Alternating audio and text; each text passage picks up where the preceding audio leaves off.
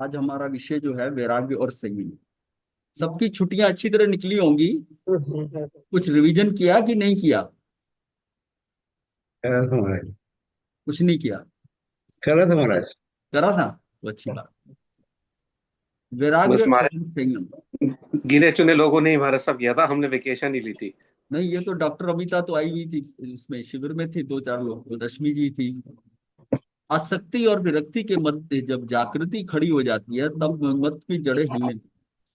इसका मतलब ये दो दो छोर होते हैं जीवन के अंदर। जो है जीवन के अंदर आप देखेंगे कि आसक्ति का एक फैक्टर होता है, जहां पर आपकी आसक्तियां होती हैं।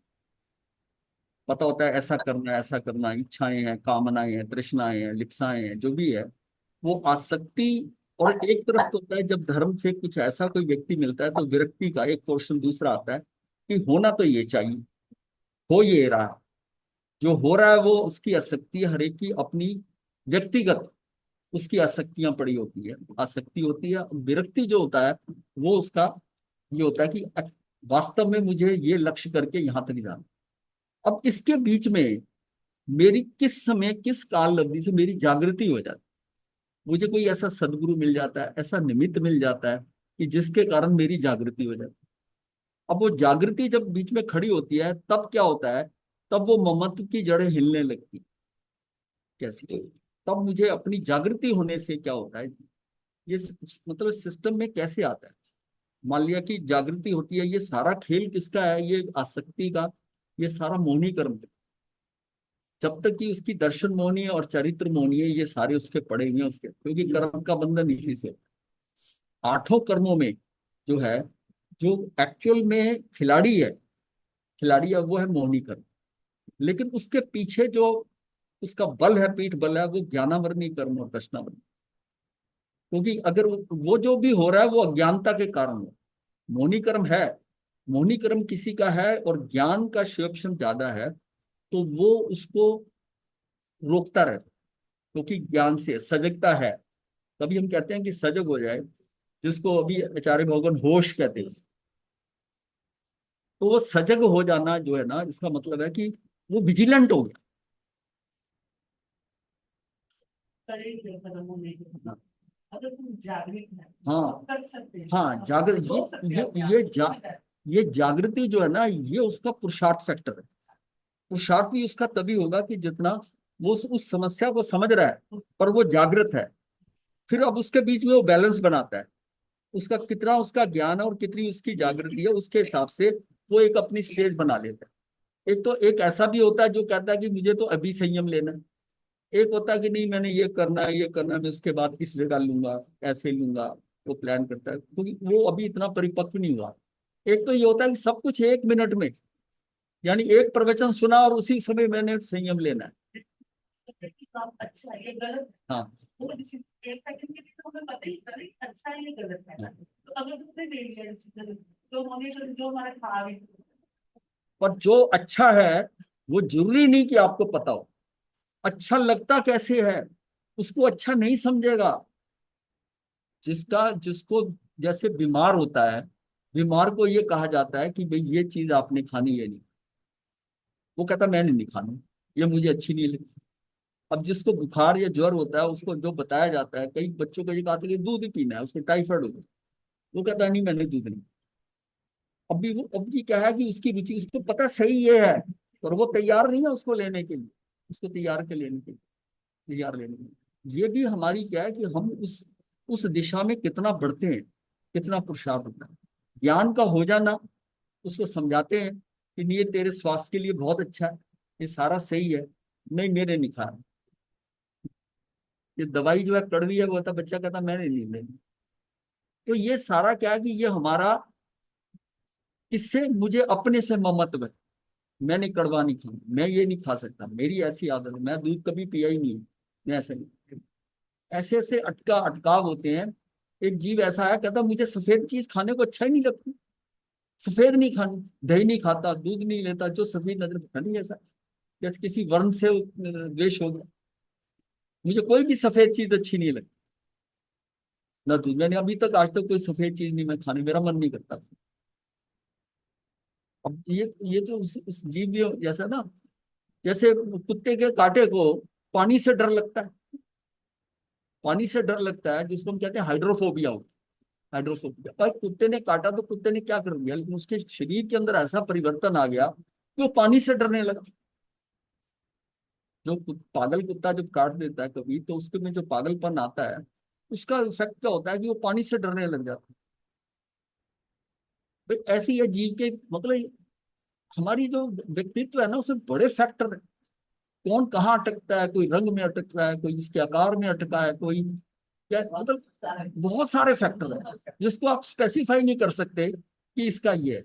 मतलब हमारी लाइकिंग डिसलाइकिंग जो है ना, वो एक अलग वेरिएशन के ऊपर होती है, हम कहाँ पर, कोई इस रंग से आकर्षित है, कोई इस रंग से आकर्षित। अब जिन घरों के आगे आपने बैंगनी रंग की बोतलें देखी होंगी, वो क्या है कि वो कुत्ते को डिस्करेज कर रहे हैं। डॉग जो है उस रंग से भागता है, उस रंग के पास नहीं आता। तो उस घर के आगे वो बैंगनी बोतल, आप उसको देखिए उस रंग से। अब हम क्योंकि सारी चीज रंगों में देख रहे हैं, पर सारे जीव रंगों में नहीं देख रहे। ये गलहरी है, ये कुछ है, उसको ब्लैक एंड व्हाइट ही दिखाई देता है, उसके पास वो रंग नहीं है सारे देखने के। इसका मतलब हर एक का अंदर का सिस्टम भी डिफरेंट है। फिर हमारा टेम्परामेंट से मुझे अच्छा लगता है, किसी को खट्टा अच्छा लगता है, कोई कहता है मुझे मीठा ही बहुत अच्छा लगता है। इतनी वैरायटी है। इसी तरह ही धर्म के साथ में है कि उसको पता है ये ठीक है, ये पता होने के भी बावजूद उसको हम कितना एक्सेप्ट करते हैं, कितना स्वीकार भाव कितना है, नहीं होता। वो कहता मैं समझता हूँ, मैं जानता हूँ, मुझे भी पता है, लेकिन करता नहीं।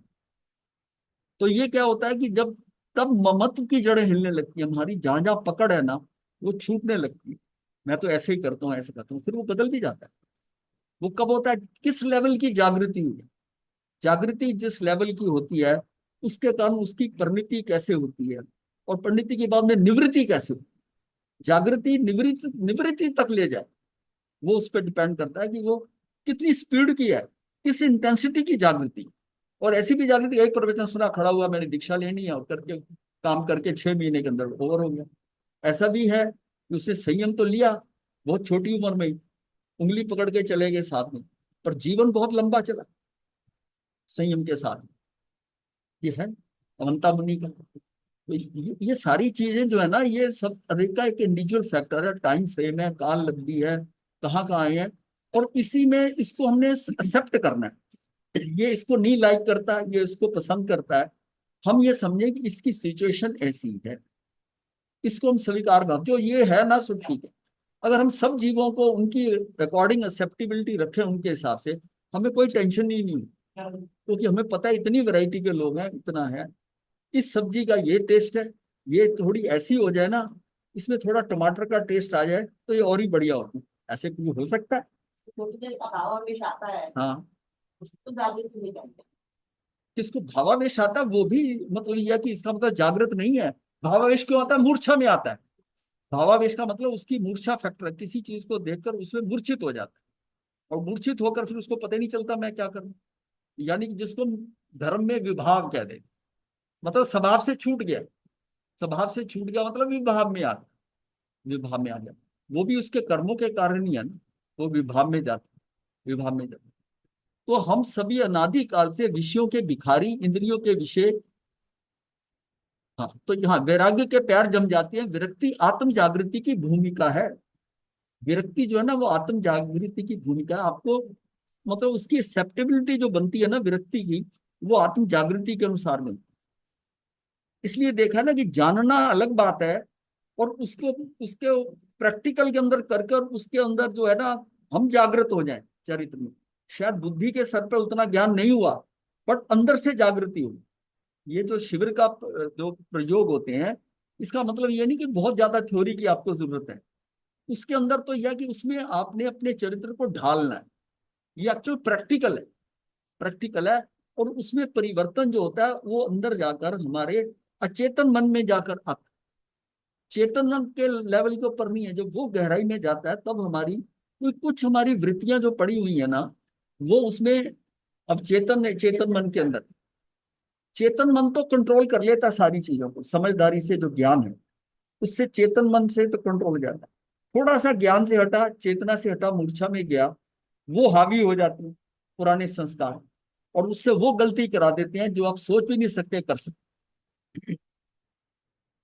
तो ये इसकी स्थिति कैसे होती है कि ये बिना वैराग्य संयम, जो सम्यक संयम नहीं आता, वैराग्य आएगा इसमें स्ट्रेस जो है ना कि हमें वैराग्य क्या है, वैराग्य आएगा जागृति से, जागृति होगी ज्ञान से, ज्ञान खुद लेगा या किसी की बात उसको लग जाएगी, उसको ज्ञान समझ में आ गई कि ये बात सही कह रहे, तो वो उसका मतलब क्या होता है कि वो श्रद्धा है उसकी, उस व्यक्ति पर श्रद्धा, हो सकता है उसको ज्यादा डिटेल नहीं बता, ये बता रहे हैं गुरु ना, ये सही बता, इस श्रद्धा, उस अहोभाव से, उस श्रद्धा से उसका स्वीकार भाव होता है और वो घर कर जाती है उसमें। एक होता है वो तर्क से करता है, उसको अपने, उसको सारा क्वेश्चन भी उठ रहा है, प्रश्न भी कर रहा है, और तर्क से वो जस्टिफाई होता भी है, नहीं भी होता, क्योंकि उसका मैच नहीं हो रहा जो उसका दृष्टिकोण है, उसको कितना भी उत्तर दे दो ना, उसको अंदर से एक्सेप्ट नहीं करेगा, बाहर से कह देगा ठीक है, लेकिन अंदर उसको हिसाब में, जिस दिन वो टच करेगा उसका दृष्टिकोण में, तब उसको फर्क पड़ेगा कि ये मेरे अंदर परिवर्तन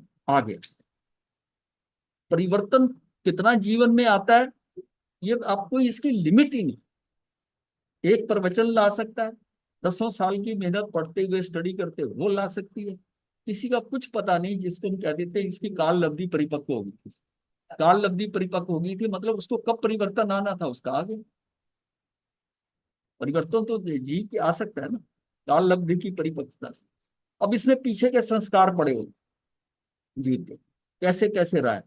अब जो मेघ कुमार का जीव है, जो पिछले भव में हाथी था, जिसने उसको खरगोश को उसको पैर नहीं उठाया, देखिए है तो हाथी था, उसको इतना ध्यान रखने क्या, उसकी सेंसिटिविटी लेवल कितना था, क्योंकि उससे पहले जन्म में हाथी था, हाथी, वो हाथी था, तो ये वो हाथी होने के कारण उसमें आग लगी और उस आग में वो जल गया। अब इस जन्म में वो भाव है, जैसे ना दूध का चला छाछ को फूक फूक के पीता है, वो उसने जला हुआ था उस टाइम पर, वो संस्कार में पड़ा था, इस भव में उसने एक ऐसा स्थान ढूंढ के रखा कि जहां पेड़ ना हो, मैदान हो, कभी आग लग जाए, आग लग जाए, हाँ हाँ हाँ हाँ हाँ, कभी आग लग जाए तो ये स्थान है, यहाँ पेड़ नहीं है, यहाँ आग नहीं पहुंच पाएगी, जहां जहां पेड़ है वन में वो सारा जलेगा ही जलेगा, एक पेड़ से दूसरा, दूसरा पूरा जंगल जल जाता, उसने वो एरिया लगा, जैसी आग लगी इस भव में, तो वो उधर की तरफ दौड़ा और जानवरों को भी उसी हिसाब से सबको वहां एकत्रित कर, मतलब ये उसका, ये कहा था पीछे का लेसन सीख। अब हम यहाँ जो कर रहे हैं, उस हाथी की एग्जाम्पल उसको छोड़ दो, मेघ कुमार के जी, हम कितना कितना भुगत के आए, कौन कौन से संस्कार लेके आए, बिना जाने ही हम वो चीजें यहाँ कर रहे हैं। कई बार देखा है कितना छोटा सा बच्चा, क्या उसके अंदर कैलिबर आ गया, कोई इंस्ट्रूमेंट कभी बजाया ही नहीं था, वो इतना ऐसे बजाता है, वो उसका जरूरी नहीं कि इस जन्म में सीखो, पीछे का। तो ये जो वेरिएशन नजर आती है, जो हमारी आदतें हैं, संस्कार हैं, बिहेवियर है, में नजर आता है, वो हमारा कई फैक्टर इन होके आ रहा है, कई चीजों में से होके आ रहा है। हम किसी को इसलिए कि उसको ये ना समझें कि ये थोड़ा, ये कैसा कैसा बिहेव करता है, इसका कैसा, इसकी आदत है, कैसे खाता है, खाता है तो चप चप की आवाज आती है, ये सोता कैसे है, ऐसा, मतलब उसको देख के हमें रिएक्शन करने की जरूरत नहीं है, वो उसी ट्रेनिंग में से होके आया, accept it as it is.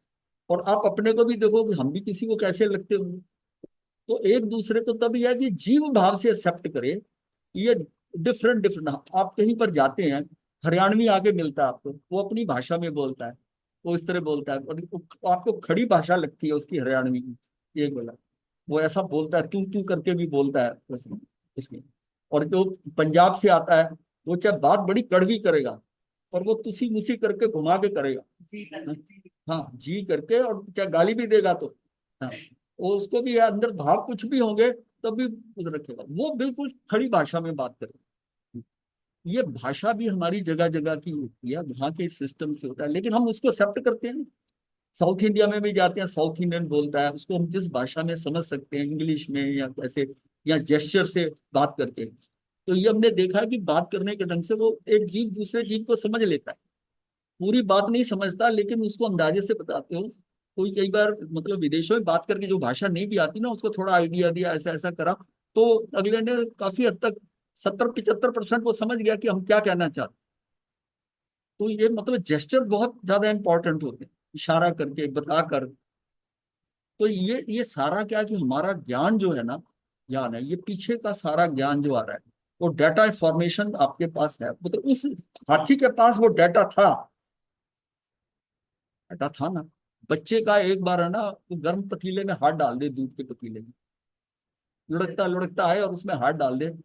दूसरी बार पतीला रख दो छाछ छाछ भर के, उसे उसमें हाथ डालो, हाथ पीछे करे, हाथ पीछे करे।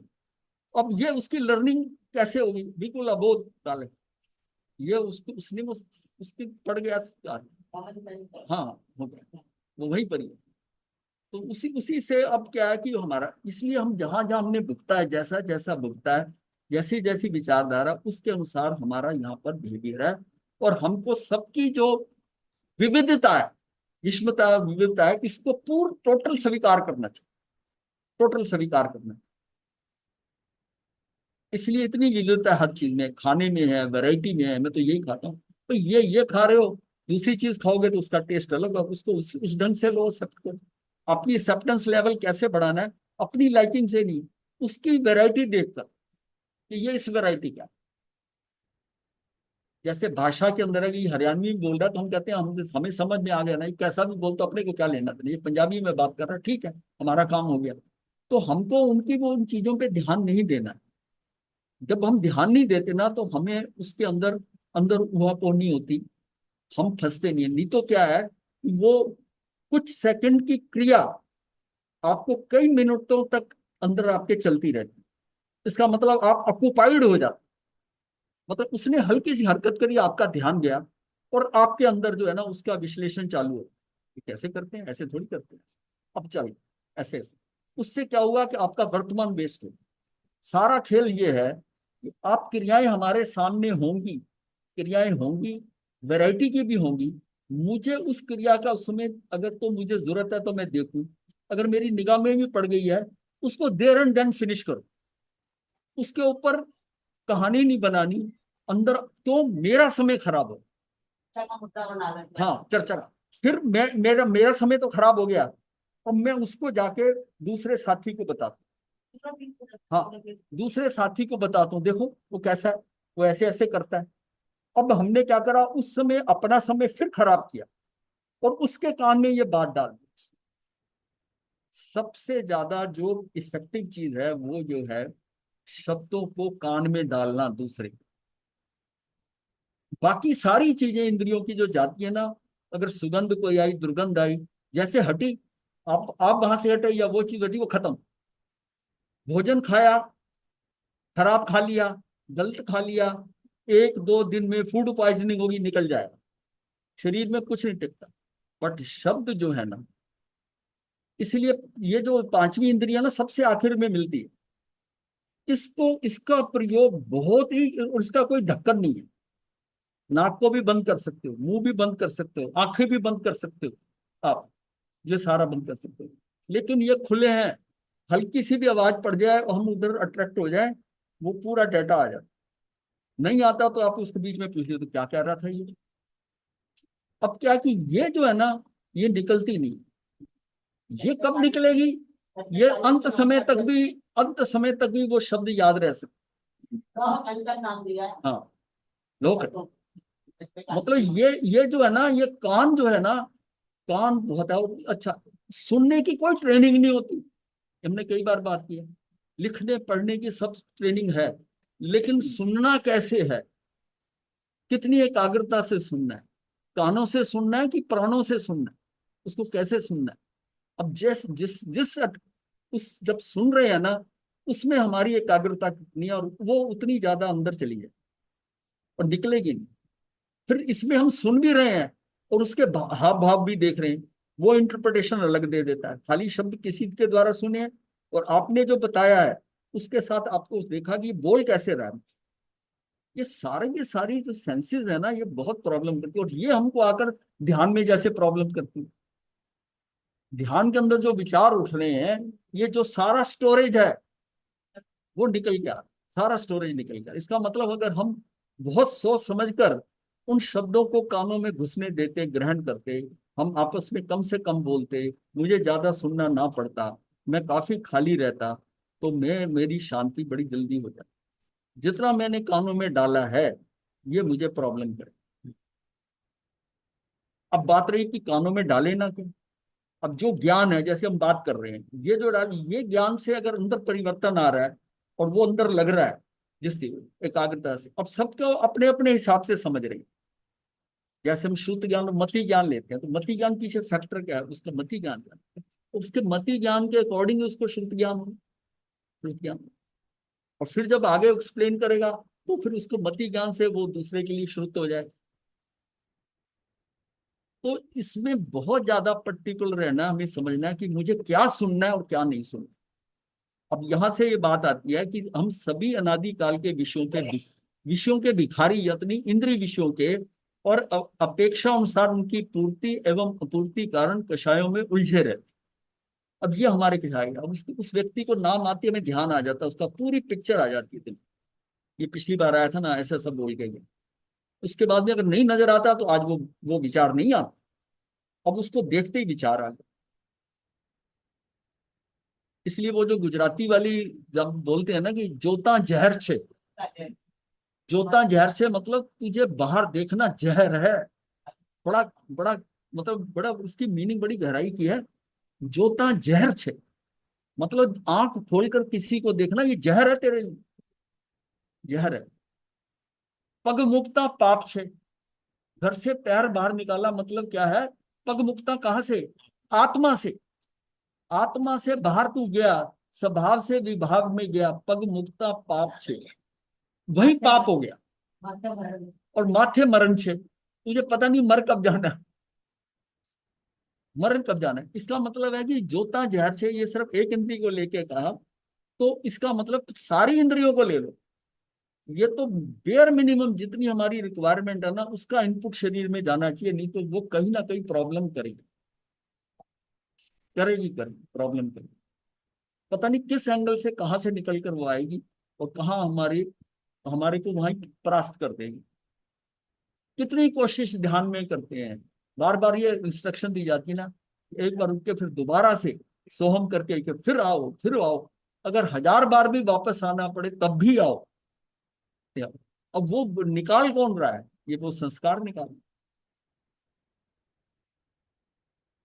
तो अतिशय पुण्यों के कारण इस भव में सर्ववृत्ति संयम ग्रहण हो सकता है। यह भी पुण्य के कारण, अतिशय पुण्य के कारण। ये इसलिए ये सब्जेक्ट इसलिए लिया है कि जो इधर ध्यान करो, इधर ध्यान, ये आप लोगों के लिए ये इन्होंने तो संयम ले लिया है।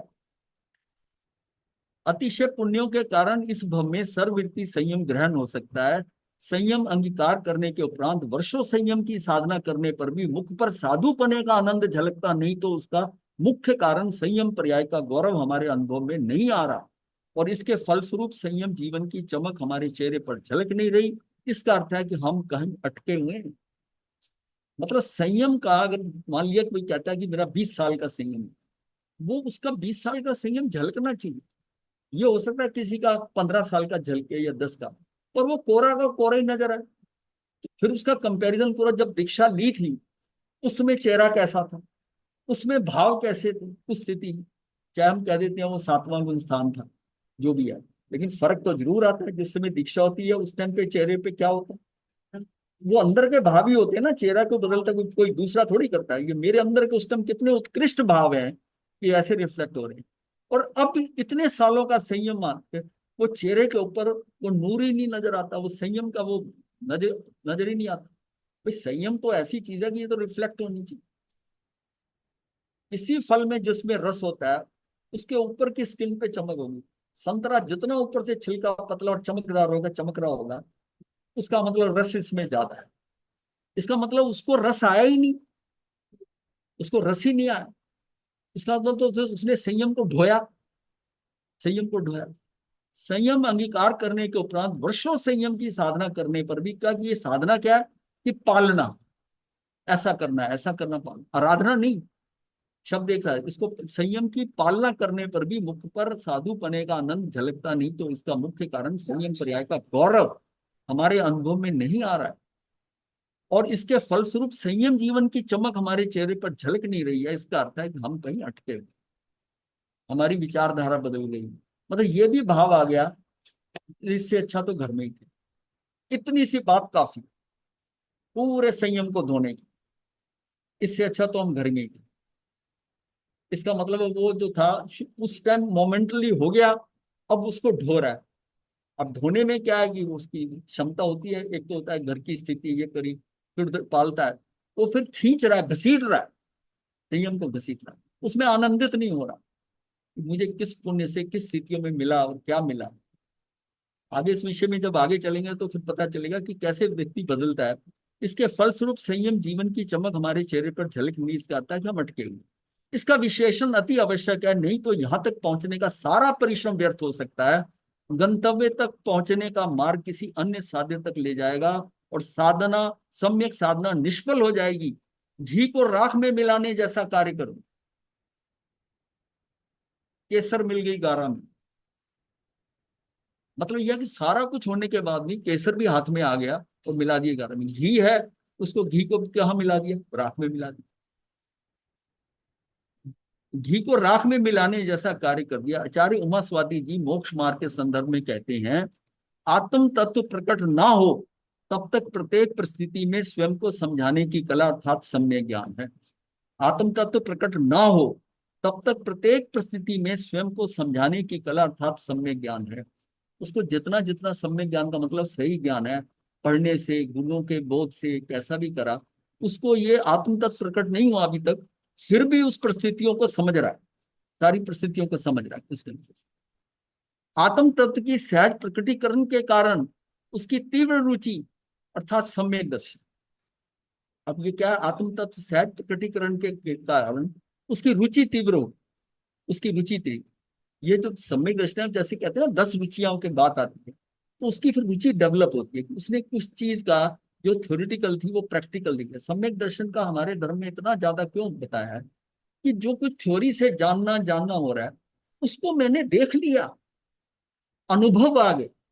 अब उसको तो अनुभव जो होता है वो असीम होता है, और जो ज्ञान होता है उसकी सीमा होती है। इतने सम्यक ज्ञान के बाद में प्रकट होती है, उसका प्रतिफल है। ये जो सम्यक ज्ञान है ना, ये तो उसने पहले कंडीशन में आत्म तत्व प्रकट नहीं हुआ, और तब भी परिस्थितियों को कईयों को नहीं, अगर आत्म तो ये नहीं कि वो उसको ज्ञान नहीं है। कई लोग जैसे पढ़े लिखे पुराने लोग होते हैं, वो पढ़े लिखे नहीं थे पर जीवन में बहुत समझदार और बहुत ढंग से चले। इसका मतलब उन्होंने जितना ज्ञान लिया वो प्रैक्टिकल ज्ञान उनके अंदर था, और व्यवहार के अंदर कुशल थे। और हमने ऐसे भी देखे हैं कि महाज्ञानी हाँ, और व्यवहार के अंदर अकुशल। अधिक करते हैं। हाँ, मतलब व्यवहार ही नहीं उनको पता। वो ज्ञान जो सारा ऊपर का मुलमा चढ़ाया हुआ, वो ज्ञान ऊपर का सिर के ऊपर है। अगर प्रैक्टिकल लाइफ में देखा जाए तो उनमें वो नहीं, तो जितना ज्ञान ज्यादा होता है उतना विनय विनम्रता उतनी बढ़ती है, तब हम कहते हैं कि इसको इतना ज्ञान है। कि अगर ज्ञान उतना होने पर भी अगर वो विनम्र नहीं है, उसके अंदर वो विनीतता नहीं है, इसका मतलब वो ज्ञान एक्चुअल में ज्ञान नहीं है, वो सारा यही ऊपर के लेवल पे पड़ा हुआ, वो आचरण में नहीं आया। हमारे यहाँ सारा जोर जो है ये सारे मोमेंट्री है। सम्यक ज्ञान, सम्यक दर्शन, ये एक समय की एक स्थिति है।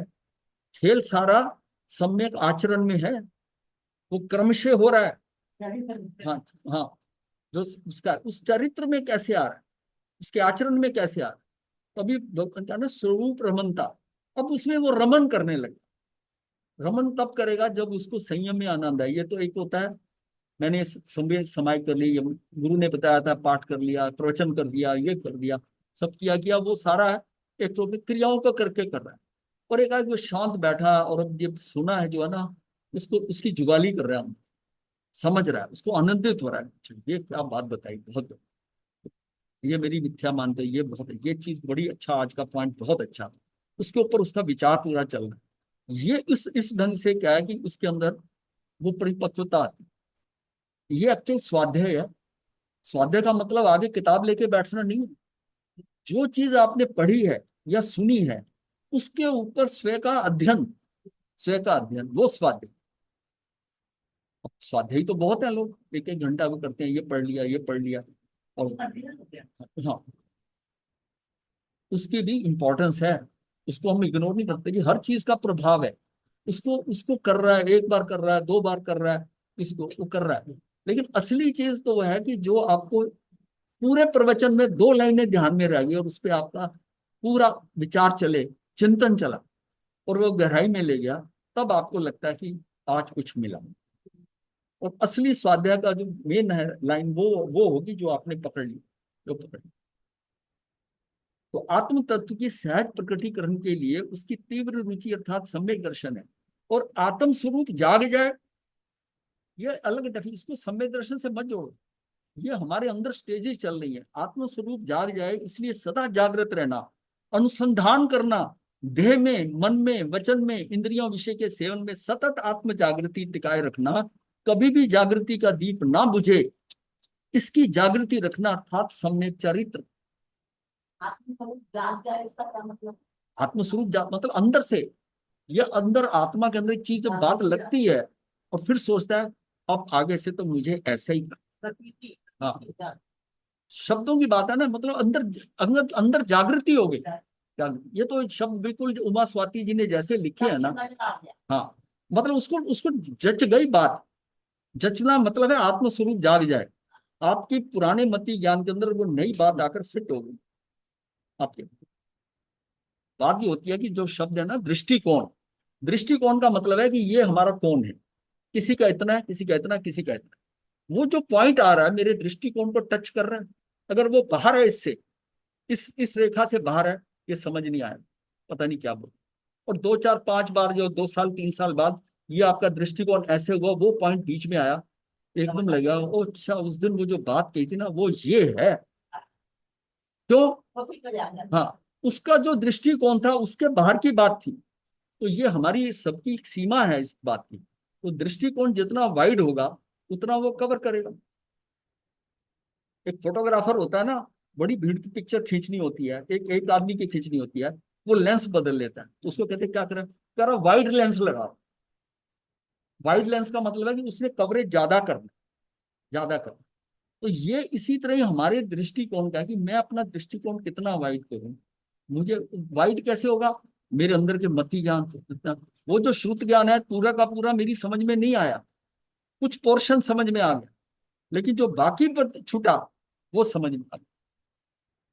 वो तो हो सकता है कुछ देर बाद है, साल बाद है, 2 साल बाद आपको, अगर आप उसमें लगातार करते जा रहे हैं, तभी तो है कि पहली बार जब स्वाध्याय करते हैं उसको पढ़ा, दूसरी बार करा तो कुछ और ज्यादा समझ आया, दूसरी तीसरी चौथी बार करा, हर बार वो करे तो हर बार पढ़ता हूँ, पर हर बार वो नया लगता है, हर नया लगता है। ऐसी शिविर है कि हर बार जब करते हो, देखा जाए तो मोरल सारे सेम है, लेकिन हर बार हमारी स्थिति और बताने वाले की स्थिति उधर से उसकी भी तो बदल रही है ना, बदल रही है ना, है तो अपने। तो अपनी खुद की बैठा होती है, हाँ, बात होगी, उसके अनुसार उसका परिवर्तन भी होता है। परिवर्तन होता है।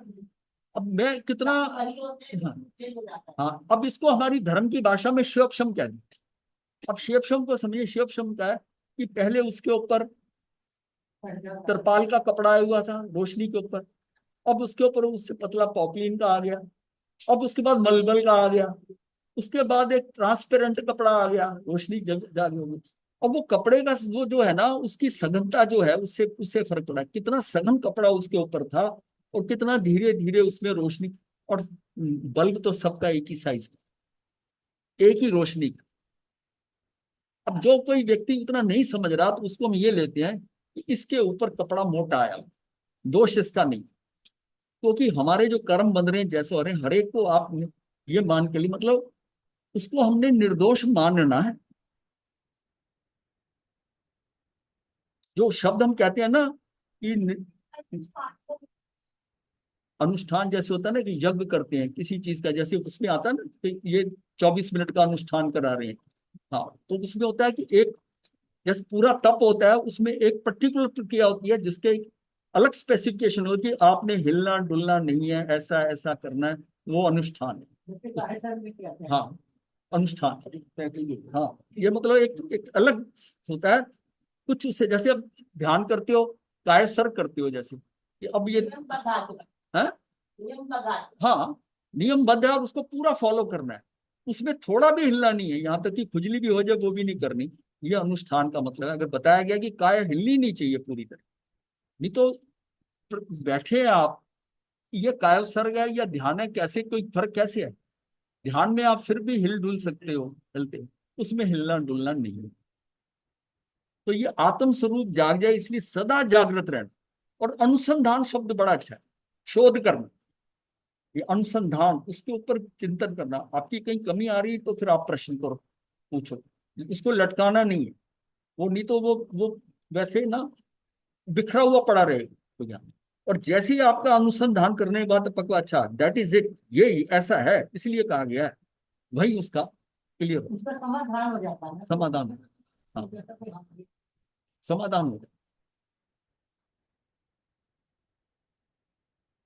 मुझे ध्यान है एक बार ना किसी ने प्रश्न किया था, इससे सब्जेक्ट से तो हटके है, तो उसने कहा कि रुचक रुचक प्रदेश 8 ही क्यों होते हैं। उसमें हमें नहीं पता था, हम कभी 8 होते हैं, सब जगह लिखा है कि रुचक प्रदेश 8 है, अब क्यों होते हैं ये तो कहीं नहीं लिखा हुआ। अब धीरे धीरे जब बाद में आते आते अब तक समझ के आया कि मध्य क्या है। अब मैं ये इसको एग्जाम्पल दे रहा हूँ आपको समझने के लिए। उसको हम एक्सेप्ट कर रहे थे कि 8 लिखा है, 8 ही रुचक प्रदेश हो, और आप भी यही समझते हैं 8 रुचक प्रदेश है। पर 8 क्यों होते हैं, अगर कोई क्वेश्चन कर दे तो उसका क्या जवाब। वो उसका है कि 8 क्यों होते हैं। जब एक लाइन है, कोई एक लाइन है, सिंपल लाइन है, मान लिया वो 100 है, 100 इंच की है, एक एक इंच के टुकड़े हैं, मतलब इसमें 100, हम कहते हैं इसका मध्य प्रदेश निकाल, मध्य प्रदेश निकाल। तो मध्य प्रदेश क्या होगा, अगर मैं 50 इधर कर दूं जैसा, तो 50 क्या होगा इस साइड। अब बीच का जो पोर्शन है उसमें उसमें मध्य प्रदेश अगर एक मैंने उठा लिया तो एक तरफ 49 रह जाएंगे, एक तरफ 50 रह जाएंगे। इसका मतलब है कि मध्य प्रदेश एक लाइन के एक नहीं होगा, दो होंगे। दो कैसे होंगे, एक इधर करता हूं तो मैं दो लेता हूं, इधर भी 49 रह गए, इधर भी 49 रह गए, तब मैं कह सकता हूँ मध्य प्रदेश। मेरा भी पक्ष तो समाधान अभी फिर हाँ, समाधान कर। हाँ, तो वो जो है बीच में वो क्या हो गया, वो बीच के दो निकाले। ये दो तो हो गए जब एक सिंगल लाइन है। अगर मान लिया वो चौरस है, जैसे आपका चेस का बोर्ड होता है, उसमें 64 खाने होते हैं, 8 हैं, उसका मध्य प्रदेश क्या है। तो एक डायरेक्शन से देखेंगे 8 होते हैं, इसका मतलब उसका मध्य प्रदेश जो होगा वो बीच का कौन सा होगा। 8 है तो 8 में ये दो होंगे, वो भी स्ट्रेट लाइन देखा तो दो होंगे, और वैसे ही वर्टिकल के देखेंगे तो दो होंगे। तो अगर कोई स्क्वायर है तो उसके 4 होंगे, यानी 2 डायमेंशन। स्क्वायर का मतलब है लंबाई और चौड़ाई। इसमें 8 खाने ऐसे हैं, 8 खाने ऐसे हैं, 64 खाने का चेस बोर्ड है। अब कहा जाए कि इसका मध्य प्रदेश क्या है। अब आप देखो जरा मध्य प्रदेश क्या होगा। उस चेस बोर्ड के खाने के अंदर मध्य प्रदेश निकालोगे तो आपको ये होगा कि 3 इधर है और 3 इधर है, 3 इधर है, 3 इधर है, 3 इधर है, तो बीच के दो हैं। ऐसे ही ऊपर से देखोगे वर्टिकली तो उसके दो आएंगे। इसका मतलब स्क्वायर के ऊपर ये 4 बने, ये 4 बने, और यही क्यूब हो तो ये 8 होंगे, ये 8 होंगे, यही 8 बने हैं। और आपके बगैर समझता ही किधर नहीं होते हैं। हैं? और इधर ये कागज पे बन के कर रहे हैं ये बना। और सब समाधान के राज में बता दी कृष्ण हुआ। ये जो है ना, नहीं इससे वो नहीं, ये तो हो गया। ये मध्य प्रदेश जो है ना, मतलब यार समझे एक लाइन में 8 है तो इसके मध्य क्या होंगे। मध्य तभी हो सकता है इधर 3 रह जाए, इधर 3 रह जाए, जैसे स्ट्रेट लाइन में थे, तो बीच के दो दो जो है ना वो मध्य प्रदेश होंगे। रुचक प्रदेश का मतलब मध्य प्रदेश, मध्य प्रदेश होंगे, ये दो हो गए। अब ऊपर नीचे से देखोगे उधर से भी 8 है, उधर से भी दो होंगे, दो होंगे। तो ये बीच में एक स्क्वायर, 64 के अंदर एक बीच में स्क्वायर बनेगा 64 के अंदर, जिसमें सब साइड पे 3 3 3 रह जाएंगे, 3 3 रह जाएंगे, और इस साइड के अंदर जो बीच वाला है उसमें हो जाएंगे। अब ये क्यूब में आओगे, ये स्क्वायर में तो आप समझ गए, क्यूब में आएंगे तो ये ऐसे ऊपर डबल हो जाएगा। तो इसके भी 4, और उसकी हाइट में उसके ऊपर नीचे जो शीट होती है, ये तो सिंगल है ना ऐसे साइड, उसमें उसमें क्या होगा कि जो नीचे का है तो ऊपर भी है, ये पूरा क्यूब है, क्यूब है, उसके भी 4 होंगे। इसका मतलब ये 8 ही प्रदेश होंगे, 8 ही। अब आपने ये एक बार समझ लिया ना, अब आप उसको उत्तर दे सकते हो कि भैया, हाँ, तब आप उसको बता सकते हो कि 8 नीचक प्रदेश है, तो उससे बात क्लियर हो जाती है कि ये 8 है। अब ये मतलब ये सारी चीजें ना हमारे धर्म में, और अब याद करने की जरूरत नहीं, अब याद करने की जरूरत नहीं। इसी तरह हमारे यहाँ क्वेश्चन था दिमाग में कि महाविद्य के अंदर दो जो विजय है 24वीं 25वीं वो 1000 योजन नीचे है। यानी टोटल 32 है। 32 में जो दो विजय है वेस्ट वेस्ट साइड की वो 1000 योजन नीचे है, पर ये अपने शास्त्रों में लिखा हुआ है। सलिलावती विजय और बक्सर। हाँ, सलीलावती और विप्रा, ये दो जो है नीचे है। मैंने कहा 1000 योजन नीचे, तो ये तो कुएं की तरह होगा, जैसे बरसात होगी तो पानी उसमें जाएगा। ये कैसे? ये वर्णन भी कहाँ आया कि सूर्य की रोशनी कितनी दूर तक जाती है, तो वहां लिख दिया कि भाई 1800। हाँ, अब 1800 में 100 ऊपर जाती है, 1700 भी नीचे जाती है। अब जब मैंने ये, तो भैया गड्ढा कैसे हो गया इनमें? आदमी आ रहा है इस वजह से आ रहा है, या पानी आ रहा है, तो वो सब कैसे? वो नदी भी साथ में चितौदा बह रही है, मतलब दिमाग में क्लियर नहीं हो रहा। फिर मैंने सोचा ये ऐसे होगा, पहाड़ी होती है ना, अंदर में सेंटर के अंदर तो गहरी होगी, साइडों से ऊंची होगी, जैसे पहाड़ पे घर होते हैं ऐसे वहां होते हैं। ये अपनी बुद्धि से लग गया। करते करते कहीं से पता नहीं, पढ़ते पढ़ते किसी में एक बहुत छोटा सा नोट लिखा था कि ये जो एंगल है ये मेरू पर्वत के सेंटर से शुरू हो रहा है, यानी कि 50,000 योजन। इसका मतलब करीब करीब 1 डिग्री बनता है। और एक इधर सो है, यानी कि मैं 50 इंच की लाइन खींचूं और 1 इंच नीचे कर दूं तो वो ऐसे टेपर जा रही है। इसका मतलब सारी विजय थोड़ी थोड़ी थोड़ी थोड़ी होते हुए ये 1000 है, और वो 1 डिग्री का फर्क है। पढ़ते एकदम औंधा विचार के ये तो बहुत जबरदस्त चीज है, ये 1000 योजना। और कहीं इसको नहीं पता, ये इस तरह क्या, इस तरह ये, इसको मैं शब्द बता रहा हूँ, अनुसंधान। अनुसंधान क्या कि उस पर दिमाग में रहे। हाँ, पैटर्न बता रहे हैं। हाँ, हाँ।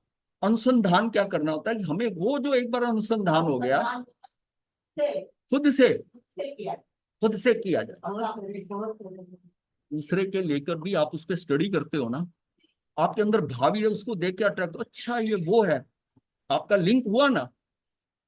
जो अनुसंधान करते हैं उसमें भी पीछे की साइंस के जो प्रयोग हुए हैं उसको बेसिक लेके करता है, आगे बढ़ता है अनुसंधान के अंदर। तो पीछे की इंफॉर्मेशन भी तो आ रही है ना, सभी जीरो से तो शुरू होते नहीं है। समाधान किसी दूसरे के द्वारा भी दिया जा सकता है, लेकिन हाँ, समाधान किससे होता है? अपना अपना समझ में आ गया, अपना समझ में आ गया। तो ये जो है ना, देह में, मन में, वचन में, इंद्रिय विषयों के सेवन में सतत आत्म जागृति टिकाए रखना, कभी भी जागृति का दीप ना बुझे, इसकी जागृति रखना अर्थात सम्यक चरित्र है। इन तीनों का युगपत सम्मिलन ही मोक्ष मार्ग। मतलब हमको ज्ञान भी समझते जाना है, दर्शन को भी ध्यान में रखना अपनी में, और साथ में चरित्र भी रखना है। चरित्र का धीरे धीरे, चरित्र जो है ना हमारे अंदर, चरित्र का मतलब मेरे अंदर ढल रहा है। जो बाहर बुद्धि के स्तर पर आप जो है कहते हैं ना, ज्ञानी बहुत है व्यवहार में अकुशल नहीं है, इसका मतलब उसके चरित्र में नहीं आया। किसी का कि थोड़ा सा ज्ञान है उसको, दर्शन भी उसका उसी हिसाब से है, लेकिन जितना ज्ञान है ना वो चरित्र में ऑलरेडी आ गया है, उसकी उसकी इंपॉर्टेंस ज्यादा है। इंपॉर्टेंस, सब चीजों का जो रस बनेगा, हाँ, एक जो चरित्र बनेगा, चरित्र बनेगा। चरित्र का मतलब है कि अब ये ढल गया, उसके अंदर ढल गया, आचरण में आता आचरण में आ गया। ये अनुभव का है। अब ये जो हम अनुसंधान कर रहे हैं ना, ये जीव तत्व में हुआ है। ये अनुभव जो आया जीव तत्व में आया है।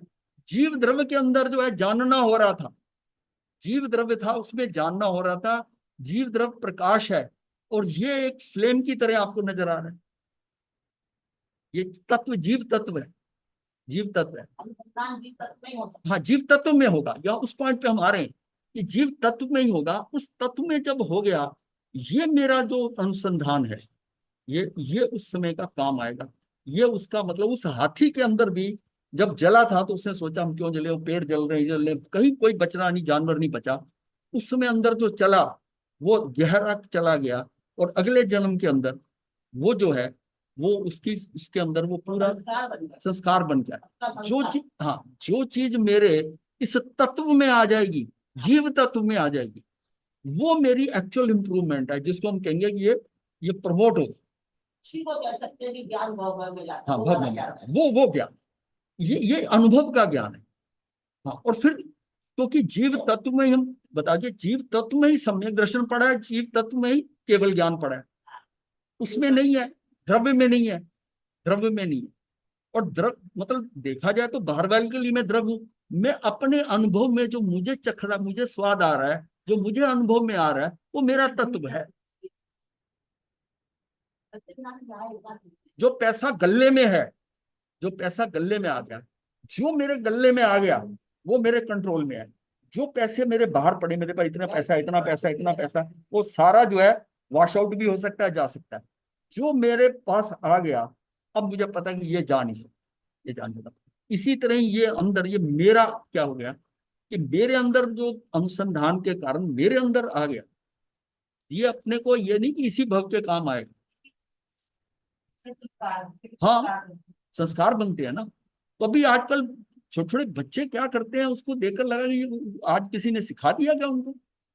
नहीं, वो पीछे से आ रहा है उठ के।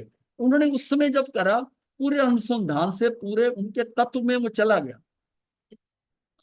जैसे 9 तत्व में, हाँ, उसमें जीव तत्व को मैं हूँ। हाँ, अब जीव तत्व मैं हर समय कहलाऊंगी, या जिस समय मेरा जीव तत्व केवल जीव तत्व ही रहेगा उस समय कहलाऊंगी, व्यायक भाव रहेगा तब मैं जीव तत्व। जिस में मेरे अनुभव में आ रहा है ना वो, अब यही, अब तो विषय पर हट जाएगा फिर इससे पूरा, वो ये बात वो अलग विषय है। हाँ, संयम का श्वेत वेश मिल गया, जिन शासन में प्रवेश मिल गया। अभी अंतर का पुरुषार्थ शेष है और द्रव्य चरित्र तो आ गया, किंतु भाव चरित्र का लक्ष्य नहीं होने से भव भवांतर से लक्ष्य से चूकते आए हैं, क्योंकि चरित्र में नहीं आया, जानकारियों में आ गया। जो मेरे अनुभव चरित्र में आ गया, वो मेरा परमानेंट फैक्टर में चला गया। कई बच्चे पैदा होते हम कहते हैं कितने सहीन है, शांत है, भूख भी लगी चिल्लाते नहीं है, उनको टाइम हो गया, पूछा, बड़े शांत है। वो कैसी आत्मा कहाँ से आई है? उसकी आहार संज्ञा बहुत कम है, वो जीव देवलोकों से आया है, वो त्रियंच योनि से आया, वो तो रोने शुरू हो जाएगा। जब उसको देने का टाइम है, उससे 15 मिनट पहले ही रोने लग जाएगा माता के आगे। तो बच्चे का क्या है? ये सारे उसके संस्कार जो पड़ेंगे, उसकी आहार संज्ञा आई है, ये संज्ञा ही हमारी जो है ना, ये सारा कर, ये सारी है क्या? ये चित्त वृत्तियां ही है ना, चित्त में पड़ी हुई। अब जो जो हमारी चेतना में जा रहा है, चित्त में जा रहा है, ये हमारा क्या है? तत्व, जीव तत्व है, जो जो परमानेंट आगे चलता जा रहा है हमारे साथ। और कई चीजें हम यहाँ सीख रहे हैं, वो यहीं की यहीं रह जाए। जो हमने सीखी है, समझी है, वो बॉडी के साइड पे थी। सतही तौर पर हाँ, हाँ। वो वहीं की वहीं रहे। इसलिए कहा कि जो भी करो ना, वो अंदर भावों से कर लो। अब रट्टे मार लिए, पूरा उत्तराधन सूत्र याद कर लिया, घोट लिया उसको। अभी उसका एक एक चैप्टर में है कि विनय में ऐसा है, 7 तरह की विनय होती है, ऐसा, तो वो सारा एक एक चीज को समझ लिया, थोड़ा सारांश में समझा जाए तो 36 के 36 अध्ययन देखा जाता है, एक उत्तराधन सूत्र ही काफी है। अगर उसको उस ढंग से उसने समझ लिया, आत्मसात कर लिया, आत्मसात ही मतलब है ये आत्मसात कर। इसी तरह साधना में क्रियाओं के ऊपर जितना हम टाइम लगा रहे हैं, इसको प्रैक्टिकल में करते हैं। जो कुछ भी शिविर में बताया जाता है, ये सब लगता है ये तो सब हम जानते ही हैं, इसमें कौन सी नई चीज है? पर उस समय वो प्रयोग में बिठाकर आपकी स्थिति में बार बार करके वो जोर चोट दी जाती है। वो इसलिए कि इससे कारण इसमें परिवर्तन आ जाए, परिवर्तन आए। और पता नहीं किस समय इसको कौन सी बात लग जाए, इसलिए बार बार कराया जाता। संयम जीवन की प्राप्ति के पश्चात इस भाव में हमारा लक्ष्य ऐसा बने कि हमारी तीव्र रुचि, आंतरिक समझ, स्व अनुसंधान के बल पर अनादिकाल से अपर्याप्त आत्म तत्व प्राप्त हो। आत्म तत्व प्राप्त कैसे होगा? कि स्व अनुसंधान से, स्व अनुसंधान, क्योंकि काम मेरे जीव तत्व में ही होना है। मैं कितना भी तीर्थंकर के आगे उनकी भक्ति कर लूं, उनके साथ रहूं, गौतम स्वामी की तरह रहूं, 4 ज्ञान के धारक प्रश्न कर रहे हैं, भगवान का उसका सानिध्य इतना मिला हुआ है, पर वो उनके लिए महावीर जीव द्रवी थे, जीव द्रवी थे उनके लिए। वो सारा कुछ ज्ञान से तो आ रहा है उनको, लेकिन जहां पहुंचना है, जब 4 ज्ञान तक पहुंच गए तो कितनी कसर रह गई। लेकिन जिस समय वो, जिस पे उनके पूरा निगाह टिकी हुई थी, वो चीज हट गई। अब हट गई तो वो जीव द्रव्य हट गया, अब रह कौन क्या? जीव तत्व। अब उस समय अंदर चोट लगी तो तत्व में गई, और जैसे तत्व में गए केवल ज्ञान। बात अंदर अंदर की गहराई की है कि हम हमें छू कहाँ रहा है। मतलब ये छोटी चीज नहीं है जीव द्रव्य और जीव तत्व का। हम कितना कुछ बाहर का करे जा रहे हैं सब जी। हम कहते हैं ये लोग प्रतिमा के आगे बैठे रहते हैं, समोसरण में बैठे हैं, उनके अटेंड करते रहे हैं ये सब, लेकिन वो सारा ध्यान जीव द्रव्य पे है, जीव द्रव्य पे है।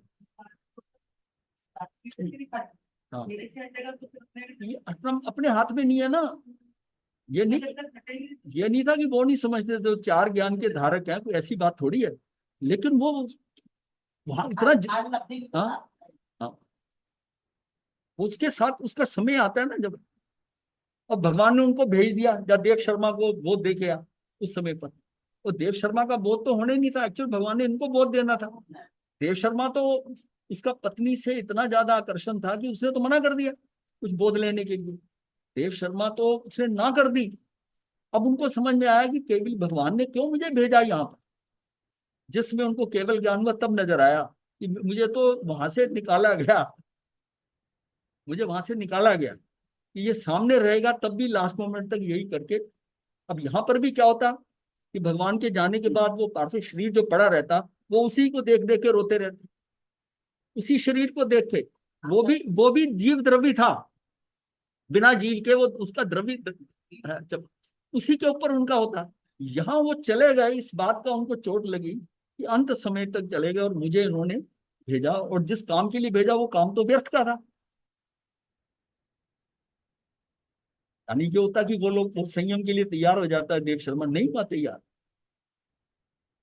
संयम जीवन की प्राप्ति के पश्चात इस भव में हमारा लक्ष्य ऐसा बने कि हमारी तीव्र रुचि, आंतरिक समझ, अवसर, स्वयं अनुसंधान के बल पर अनादिकाल से अपर्याप्त आत्म तत्व प्राप्त हो जाए।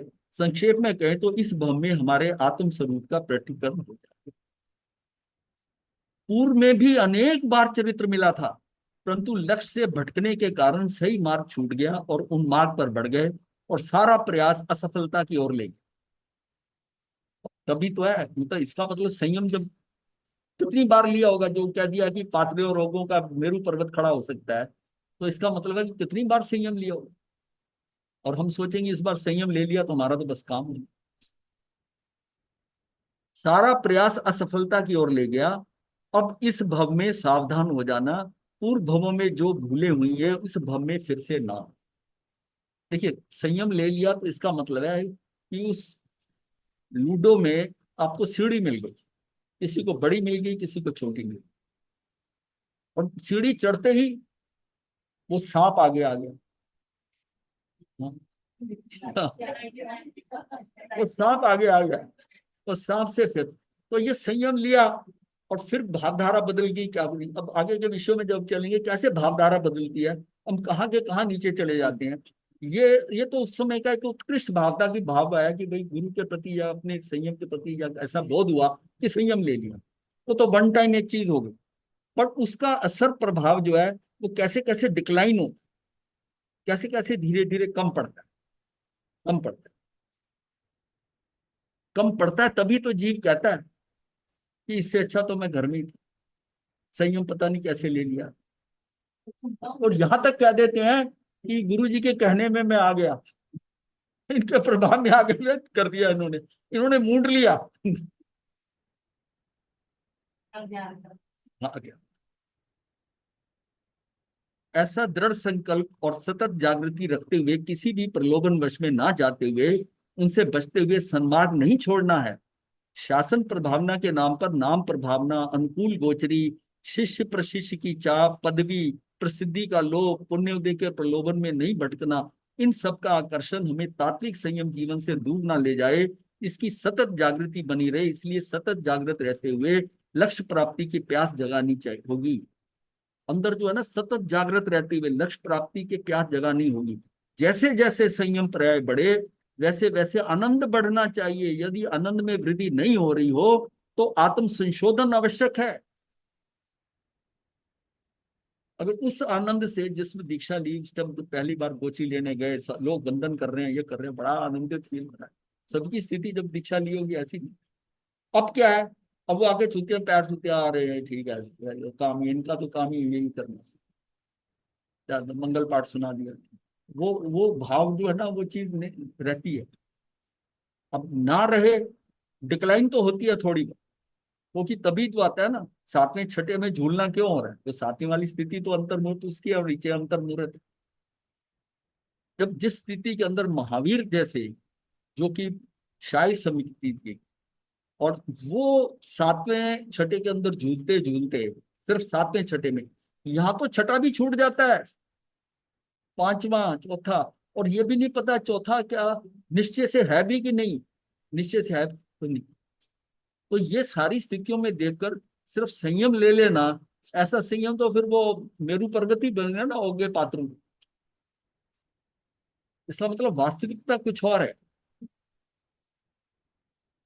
यदि आनंद में वृद्धि नहीं हो रही तो आत्म संशोधन आवश्यक है। ये भी देखना होगा कि जो आनंद आ रहा है वह कैसा है, मुक्ति का है या संसार का है, या विषयों का है या वैराग्य का है। क्योंकि आनंद भी कई प्रकार के होते हैं, जैसे कि राजसिक, तामसिक, सात्विक, तात्विक, आध्यात्मिक आनंद।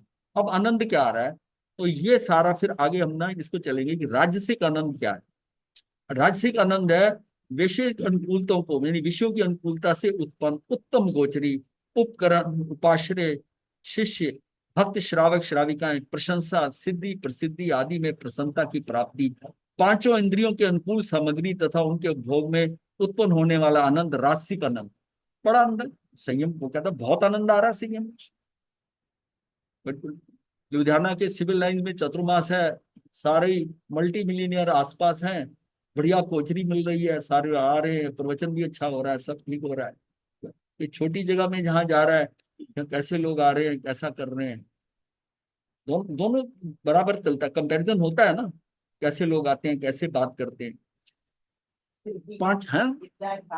हाँ। महाराज। हाँ। तो ये जो रासिक आनंद है, रासिक है कि मतलब वाकई कई जगह पर आपको राजाओं जैसा ट्रीटमेंट है, बढ़िया। जो भोजन वो ना खाएं या अपने लिए उत्तम बनाया हो, तो सारा सारा महाराज को बहराने को तैयार है।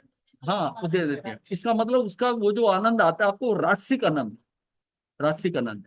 और दूसरा आता है तामसिक आनंद, किसी को मुसीबत में देखकर होने वाला, डांटने से, क्रोध से, दूसरों की निंदा, रोब, रुतबा, सत्ताधिकार आदि से प्राप्त होने वाला आनंद तामसिक आनंद है। यह भी आनंद आता है, तामसिक आनंद। गुरु ने गुरु भाई को डांट दिया, गुरु ने डांट दिया, अब वो आपस में ना उसको आनंद आ रहा है, ये अच्छा हुआ, ये अच्छा हुआ, आज आज आज आज ऊंट आया पहाड़ के नीचे, मतलब उस दिन बड़ा आनंदित फील होगा। हाँ, उसका चेहरा डाउन। हाँ, ये ऐसा भी तो हो सकता है, लोगों को तकलीफ देख के हम तो बचे। हाँ, हम तो बचे। ये काम हाँ, वो आगे नहीं आया ना, वो आगे आगे रहती तो उसको वो फंस गया, फंस गया तो उसको डांट पड़ गई या किसी के ऊपर, तो जो डांट पड़ी तो उसको उसको अब वो आनंदित हो रहा है डांट वाला, इसलिए कि इसको पड़ी है। वो कहते हैं ना, ज्यादा आगे पीछे घूमता था ना ज्यादा आगे पीछे घूमता था। सात्विक आनंद क्या है, लंबा विहार, लोच, गोचरी, दृढ़ संयम, दीर्घ या घोर तप, स्वाध्याय, अध्ययन, अध्यापन, कुशलता, ध्यान साधना, कायसर्ग, विनय, स्थिर आसन, प्रवचन आदि करना, सेवा, मौन से प्राप्त आनंद, सात्विक आनंद। ये उसका क्या, ये भी सात्विक आनंद, ये भी आनंद आता है। कई कई बार था कि मैं बड़ी कठिन पालना हो रही है, ऐसा करना है, पंखा नहीं चलाना, ये नहीं चलाना, पे बैठना। नहीं, अहंकार की जरूरी नहीं सबका अहंकार हो, कई बार ऐसी बात नहीं, अहंकार जरूरी नहीं है, ऐसा नहीं है, अहंकार नहीं, ये उसका, ये भी उसका आनंद जो है ना, ये सात्विक आनंद है। मतलब वो लोच हो रही है तो आराम से करा रहा है।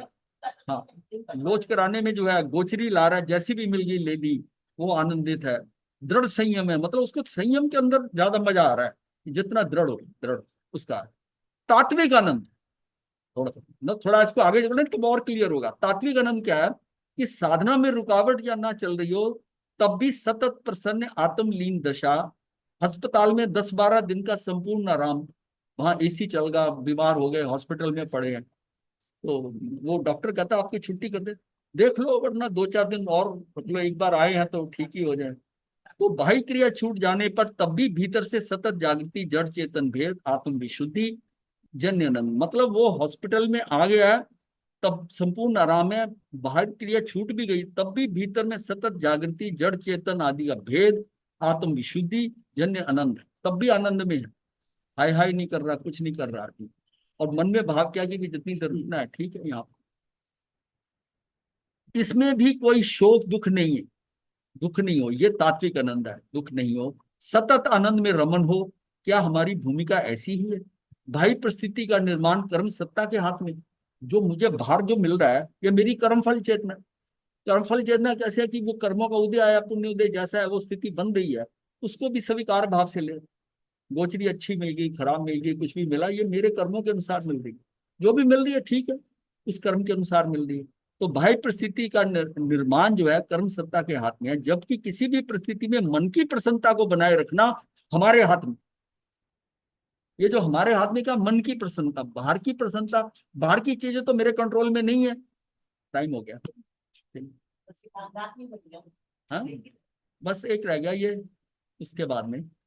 आध्यात्मिक आनंद। हाँ, आध्यात्मिक आनंद। तात्विक आनंद से आगे जाने पर आध्यात्मिक आनंद की प्राप्ति होती है। ये आनंद परमात्म तत्व की सानिध्य का आनंद है। प्रत्येक क्षण ऐसा अभ्यास करें कि मेरी परमात्म दशा अवश्य किसी समय प्रकट हो सकती है। ऐसी अनुभूति का एहसास ही आध्यात्मिक आनंद है। ये एक्चुअल में तो आध्यात्मिक आनंद, फाइनली सबसे ऊपर ये आध्यात्मिक आनंद है, बाकी सारी स्टेजेस के अंदर है। ये विषय जो है ना, ये विषय जो लिया गया ना, हमारे यहाँ पर साध्वी जी हैं और उनके साथ नई साधनियां हैं, कम दीक्षा पर्याय की, कुछ उनके साथ में वैरागन है, वैरागन है, वैरागन है। तो ये इसलिए ये विषय लिया गया। लेकिन आप लोग ये मत समझिए कि ये सिर्फ सेमियों के लिए है, ये सारा जो है ना गृहस्थ में भी चालू होता है। सिर्फ वेश परिवर्तन नहीं, बाकी तो वो आनंद जो आ रहा है, सास ने जेठानी को डांट दिया तो देवरानी खुश है, खुश है, आनंदित है, इसको आज। तो वो सारी चीजें वही है गृहस्थ वाली। ये जो सिस्टम है ये डिग्री की साधनों के लिए है। ये गृहस्थ में भी हमारा कि हम कैसे आनंदित होते हैं, कैसे सुख होते हैं, साधु की पहचान तो बस को करनी पड़ेगी। हाँ उसको ही करनी पड़ेगी ना। तो ये सब जो है ना, ये अपने को अपनी अंतर्दशा देखनी है कि मैं संयम के अंदर किस पोजीशन में हूँ, संयम लिया था किस भाव से लिया था। और हर एक की अपनी कैटेगरी अलग अलग होगी। किसी ने संयम लिया, घेवर देख के उसने कह दिया कि ये साधुओं को तो बढ़िया खाना मिलता है, ये बड़ा भर भर के लाते हैं पात्रे, और उसको बड़ा तो चलो इससे अच्छा संयमी बन जाए। तो उस कारण बने, चाहे वो बाद में वो भी केवल ज्ञान ले गए। लेकिन ये है कि हमें देखना है कि अंदर की विद्या जो बाहर चल रहा है, ये मेरे अंदर क्या चल रहा है, बाहर जो कुछ बदल रहा है जिससे मैं अफेक्टेड हो रहा हूँ, प्रतिक्रिया कर रहा हूँ, वो मेरे बस में नहीं है। मेरे बस में नहीं है। बाहर के जो परिवर्तन हो रहे हैं जिससे मैं अफेक्टेड हो रहा हूँ, वो मेरे बस में बिल्कुल नहीं है। ये कर्मों के अनुसार है, ये व्यवस्था में है। तो मैं उसके ऊपर टेंशन क्यों लेता हूँ? और जिसके कारण ये हो रहा है मैं तो उसको कंट्रोल करूं इन फ्यूचर के लिए, कि ये तो पीछे की गलतियां की हुई हैं। तो बाहर का जितना भी ये हो रहा है, ये सारा स्वांग जो हो रहा है, ये तो तुझे एक्सेप्ट करना ही पड़ेगा। अब तुझे क्या कर सकता है तू इससे? तू अपने अंदर का कंट्रोल कितना करके अब तेरी प्रतिक्रिया उतनी ना हो, जो तेरे हाथ में। ये मेरा पुरुषार्थ। उसको बदलने की मैं कोशिश कर रहा हूं, वो बदलेगा। अपनी को बदलेगा, अपनी को बदलेगा। वो उतना ही बदलेगा जितना कर्म व्यवस्था में पड़ा हुआ है, नहीं तो नहीं बदलेगा। यहाँ तक कि आपका अपना बच्चा भी नहीं बदलेगा आपके कहने से, उसको बदलना चाहो, वो उतना ही बदलेगा। आप अपनी स्थिति देखो, अपनी स्थिति देखो कि इसके कारण ये जो हमारा मोह फैक्टर है ना, ये हमें उसको कि हम चिंतित हो जाते हैं, ये बदल नहीं रहा, ऐसा कर रहा है।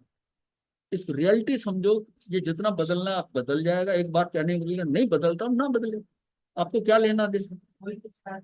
ये अंदर का पुरुषार्थ जो है, ये हमें अक्रियता की तरफ ले जाएगा। मैं कितना शांत रहूं, कितना बाहर देखूं, उतना ही जरूरत है। ये हमको धीरे धीरे ये करना पड़ेगा कि मैं अपने को बाहर निकालूं ही, अपने को बाहर निकालूं नहीं, उतना ही निकालूं जिसके बिना हमारा काम नहीं चलता। अब ये जितना हम बाहर जाएंगे उतना हमारा लॉस है, समय का भी लॉस है, ऊर्जा का भी, चेतना का भी, सारा लॉस है। और ये घाटे का सौदा है मेरे। और ये सारा प्रोग्राम जो है और गतियों में तो हो नहीं सकता ये कंट्रोल। ये मनुष्य भाव में, और संयम लेने के बाद तो एटलीस्ट कई फैक्टर हमको मिलते हैं कि आप जैसा चाहो कर सकते हो। कोई आपको कंपेल नहीं कर सकता कि श्रावक श्राविका है तो अपना टाइम दो, पूरा प्रवचन दो, उनके साथ बातें करो। आप चाहो तो ना करो, चाहो तो ना करो। तो ये अपने को हम कितना अंदर ले जाएं, तो ध्यान में फिर वही रखो दिमाग में कि जोता जहर छे।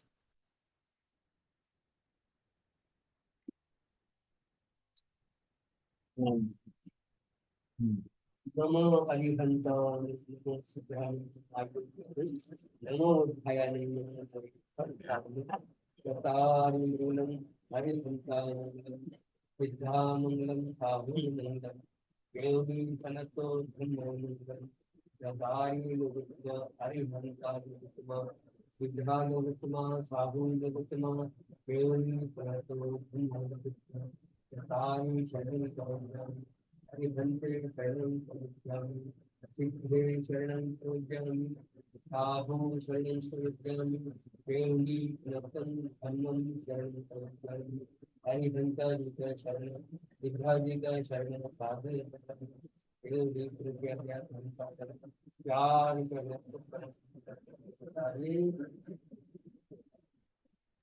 पथेन वंदना